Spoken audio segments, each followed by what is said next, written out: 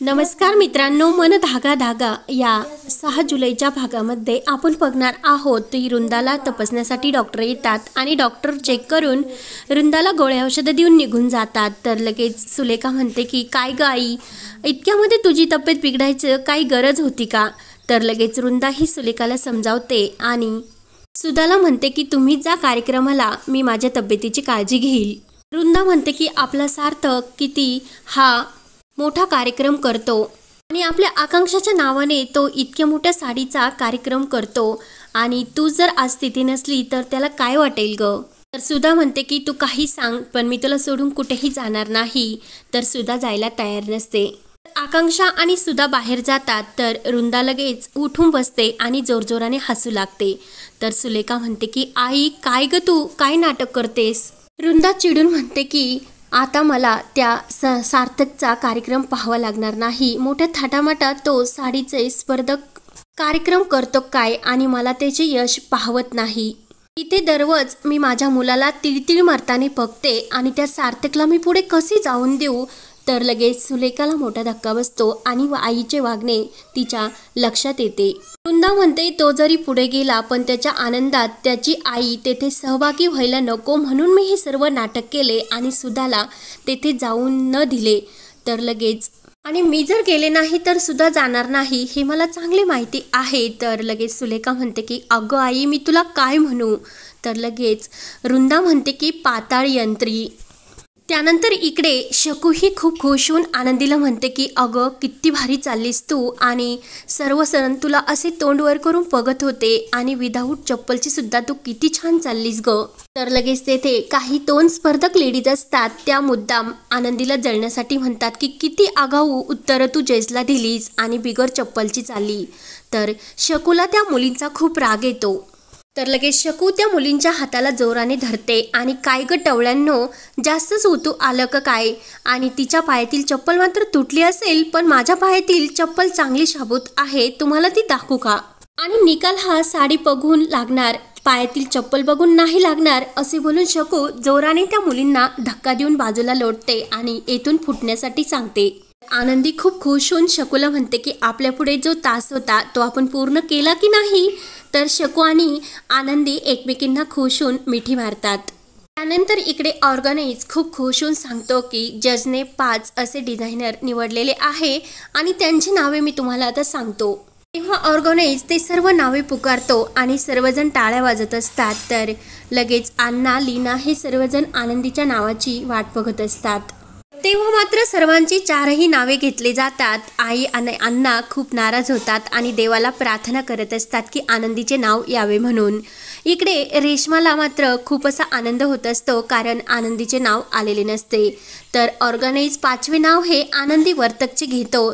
तर लगेच सार्थकला सुद्धा खूप आनंद झालेला असतो आणि तो जोरजोराने आनंदीसाठी टाळ्या वाजत असतो।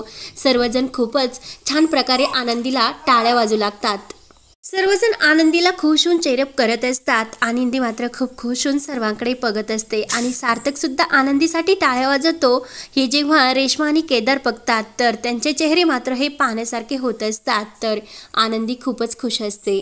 त्यानंतर इकडे आदर्श हा स्टेजच्या म्हणजे स्पर्धेच्या ठिकाणी येऊन पोहोचलेला असतो आणि तो आकांक्षाला फोन लावतो आणि तुम्ही इथे पोहोचल्या का नाही, मी इथे आल्याचे तो सांगतो।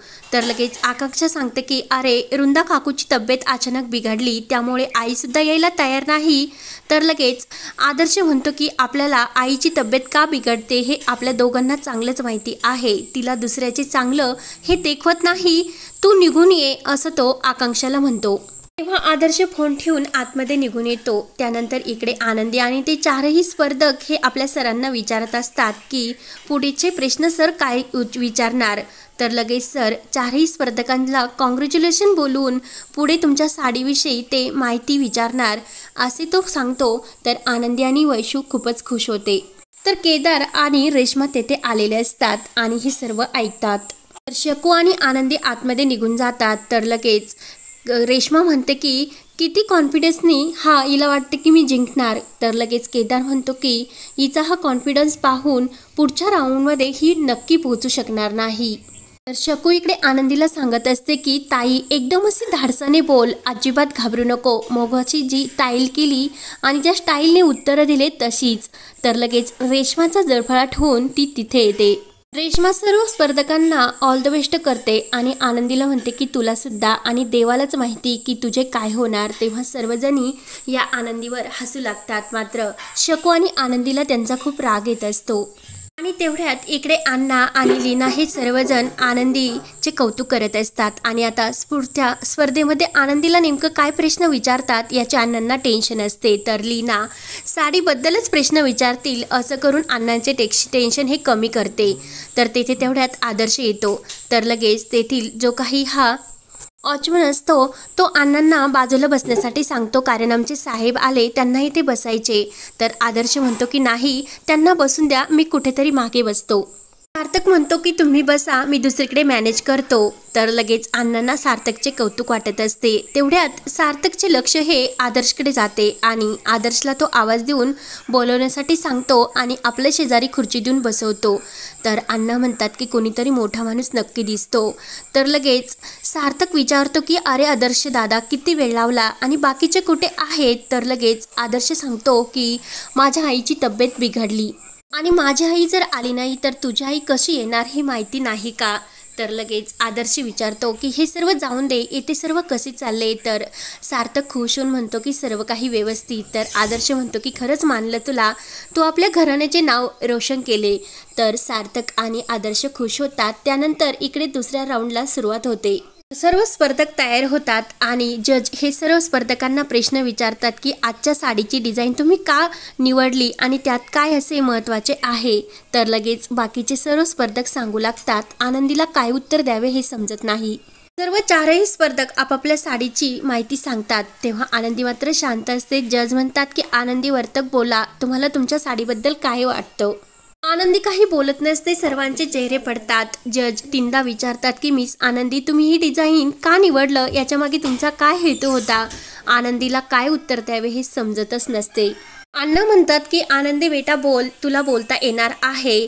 तर छोटी ही परीसुद्धा म्हणते की आत्तू तू बोल. तर सार्थकला सुद्धा वाटत असते की मिस आनंदी तुम्ही बोला काहीतरी.